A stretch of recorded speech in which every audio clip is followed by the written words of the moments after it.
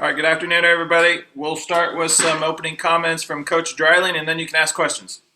Okay, gearing up for big homecoming game. Obviously, UNLV, who's off to a unbelievable start this year. I think they're extremely well coached.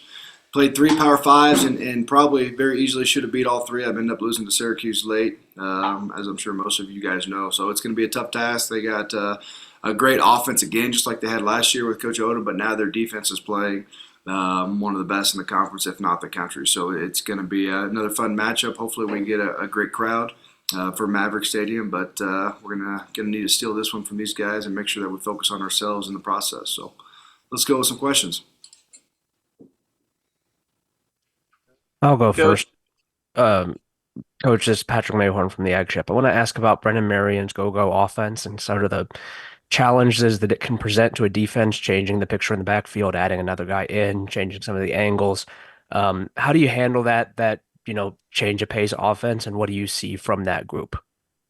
I think they do a very good job of forcing eye discipline, meaning they have a lot of fast movers before the ball is snapped, which could change your picture. So it's all about getting your feet set and your eyes set. You know, you look at their big plays; it's when people are moving on the snap, and now people don't have uphold gap integrity on the defense, which is their number one objective. Then you throw that in, and they throw some triple option offense as well. So you have to be QB sound. Their quarterback is a very good runner, as I'm sure you guys are aware of. So not only do you have to defend versus the shot plays, but now you have to be +1 on quarterback all along with hand in pre-snap motion. So it's a lot coming at you at once. I think that's obviously a huge part why they have success. Coach Jason Walker with Cash Relay Daily. You mentioned the mobile quarterback. How different is defending him as opposed to some of the other quarterbacks you've had to go against this year? Yeah, it's tough. You know, they're a vertical shot passing game.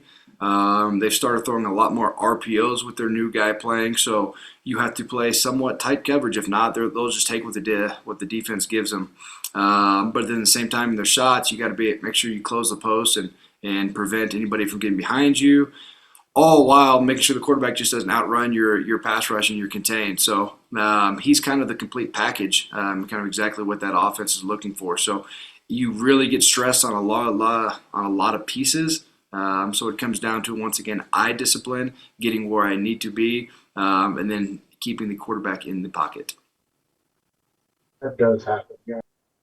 Coach Dreiling, Jason Turner from the Herald Journal. You talked about Taz and Miguel and Blaine after the Boise State game on Saturday. How close are you to getting guys like Anoka and Gabe back, and also Brock Lane as well? Brock is close. He was questionable last game. So very optimistic that we'll have him. We'll know more later on in the week. Anoka is probably going to be another month or so. Gabe did play. Gabe Peterson did play a couple plays. He's dealing with a rib, but it was just too much for him to finish. So it's going to be thin for a little bit, but it is what it is. Everyone's got injuries, and no one really cares about yours. It's all about developing depth and getting people you can trust out there. So we don't have a lot of guys coming back on the defense up front, so we just got to make sure we continue to get better and execute our assignments. Nate, Trentwood with the Deseret News. You talked about developing depth, and I'm curious where talent develops the most. Is it in games? Is it in practices? Is it in the film room? Where do guys grow the most?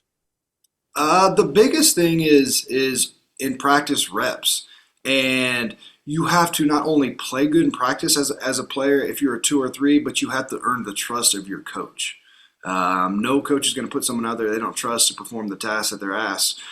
So it's being able to do it continuously without messing up, right? It's just like the old saying, doing things right one time is not going to fix anything. You have to keep repeating it. So we're going to try to get more reps in practice as we go, so our 2s and 3s come in and we don't miss a beat.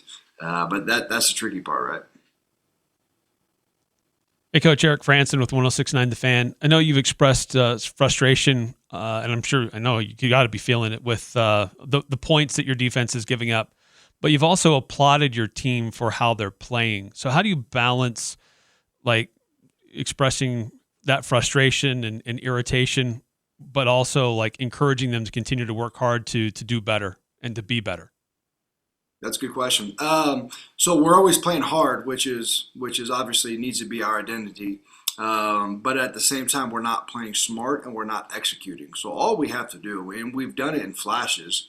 You look at the first half versus Temple and the first half versus Utah. We're playing very hard, but at the same time, we're executing and playing as a smart defense.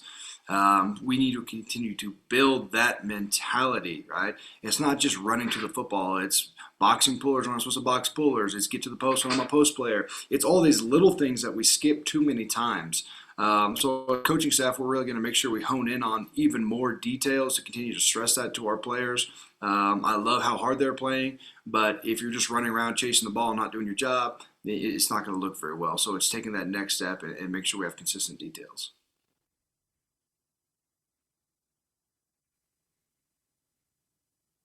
Coach Dreiling, Jason Turner again.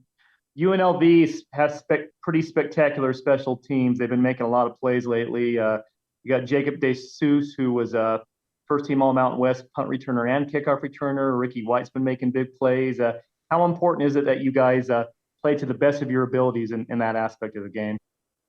Probably why they almost single-handedly won the Syracuse game was, 2 block punts. One of them the punter just kept because he knew it was going to get blocked. The other one was blocked for a touchdown. So they do an unbelievable job. I think they're extremely well coached, and their best players play on special teams, which is exactly what you want to see. So Coach P is going to have his hands full, but he's, in my mind, one of the best coordinators in this conference. So he'll come up with a great scheme to make sure that we keep them guessing because if they tee off on pump block, they're very scary with the speed they have out there. Then on the same time, now you're punting it or kicking it to one of the best return guys in the country. So we gave one up last week. We know it's an easy fix, but it goes back to the same thing on defense. We can't just be right 80% of the time. The 20% is beating us too many times or not. So it's making sure we continue to do that to a high level of detail, especially it gets amplified when you're playing great players. That's what we're going to have this week. Coach Jason Walker with Cashville Daily. You mentioned during the post game, having to sell out on the run, and that kind of caused some issues in the pass game. I know UNLV doesn't have Ashton Ginty, but they do have a good run game. Do you expect to face a similar challenge in trying to, keep UNLV from throwing effectively if you're trying to focus on the run, especially the running quarterback too much? Yeah, maybe not as much. With Boise, if you watch him, very rarely does the first guy ever make the tackle on Gentry, which is why you need that extra guy fitting so fast. We have to make sure we play extremely gap-sound, disciplined defense versus UNLV. It is nice you're not going against a Heisman contender, but at the same time, if you do get out of your gap versus UNLV, they will make you, they'll punish you on that. So the problem is with UNLV, like I talked about, they do so much motion and have so much vertical shot game at the same time, so it's hard to overload. We just gotta have to make sure that if the ball hits our gap, we have to finish our tackles, and at the same time have trust in our teammates that they're going to do their job as well.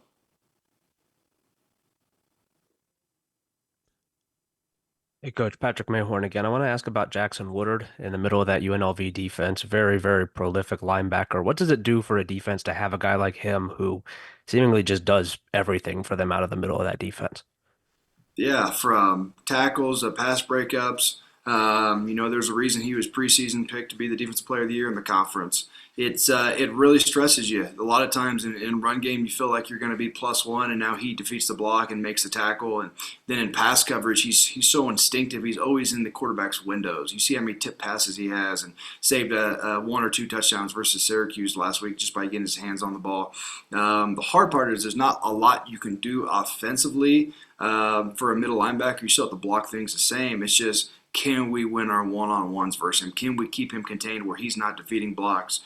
Give a chance for Razul to break a couple.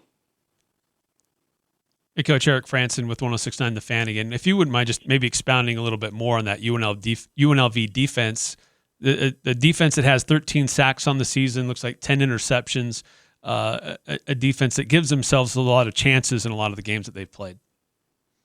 I think the best thing they do is that they look so complex. They play pretty much every defensive structure that's ever been created, which is not hard. The hard part is they're very sound while doing that. So that goes to show you they're extremely well coached. I think that defensive coordinator has done an unbelievable job in a short amount of time there, getting his players to buy in and play with that level of detail. If you're able to give the offense so many looks, that's so hard to prepare for it during the week. And then if you're continually changing them up as the game goes along, it's hard for a play caller as well when you don't just know what's coming. So that's a huge issue with it. We have to be on point with our identification, knowing what personnel is on the field, and then ultimately executing versus 5 defensive structures. So it's a lot to practice, which hats off to them for being able to teach all that. All right, anything else? Coach, real quick, I got one more because I saw John Ross Mayo left the game. Didn't see him return. Maybe I just missed him. Do you know his status? He did not return last week. We'll know more later on throughout the week. Hoping for him to be back, but can't confirm right now.